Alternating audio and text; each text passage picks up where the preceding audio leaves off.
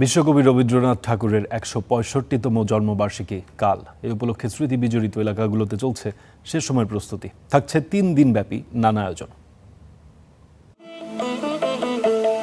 বিশ্বকবি রবীন্দ্রনাথ ঠাকুরের জন্মজয়ন্তী উপলক্ষে এই প্রস্তুতি।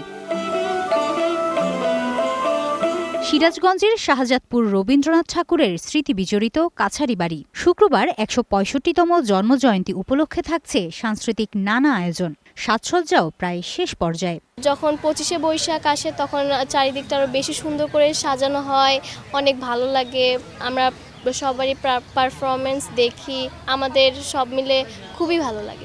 বিশ্বকবি রবীন্দ্রনাথ ঠাকুরকে নিয়ে শুধু আমাদের এই ৩ দিনের একটা যে ধারা সেটা না, আমরা সারা বছরই ওনাকে আমাদের মনে প্রাণে, এমনকি আমাদের সাংস্কৃতিক চর্চার মধ্যে আমরা ওনাকে ধারণ করি। আসলে রবীন্দ্রনাথ তো আমাদের সবার একটা আবেগের জায়গা। প্রতি বছর এখানে রবীন্দ্রনাথ ঠাকুরের আপনার জন্মবার্ষিকী পালিত হয়। সে হিসেবে এবারের ব্যত্যয় ঘটবে না। এবারও আমাদের ৩ দিন ব্যাপী একটা প্রোগ্রাম আছে।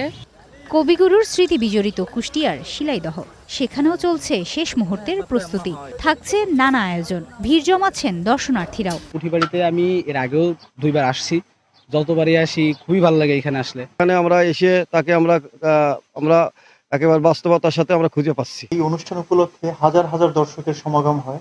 আগত দর্শনার্থীদের নিরাপত্তার কথা বিবেচনা করে আমরা সমস্ত কুঠিবাড়িতে সিসি ক্যামেরা আওতায় নিয়ে এসেছি। শেষ সময়ের সাজসজ্জা চলছে নওগাঁর পতিসরেও। সাংস্কৃতিক নানা আয়োজনের পাশাপাশি হবে আলোচনা সভা। অংশ নেবেন দেশ বরেণ্য কবি সাহিত্যিকরা। দেবেন্দ্র যে মঞ্চ আছে, এখানে আমাদের মূল প্রোগ্রামটা হবে। এখানে কালচারাল প্রোগ্রাম থাকবে, রবীন্দ্র বিষয়ক আলোচনা হবে এবং বিভিন্ন আলোচকবৃন্দ জেলা থেকে বা অন্যান্য জায়গা থেকে তারা আসবে। কুঠিবাড়িগুলোতে এবারে ৩ দিনব্যাপী উৎসবের আয়োজন করা হয়েছে। হিমাতুল জান্নাত, স্টার নিউজ।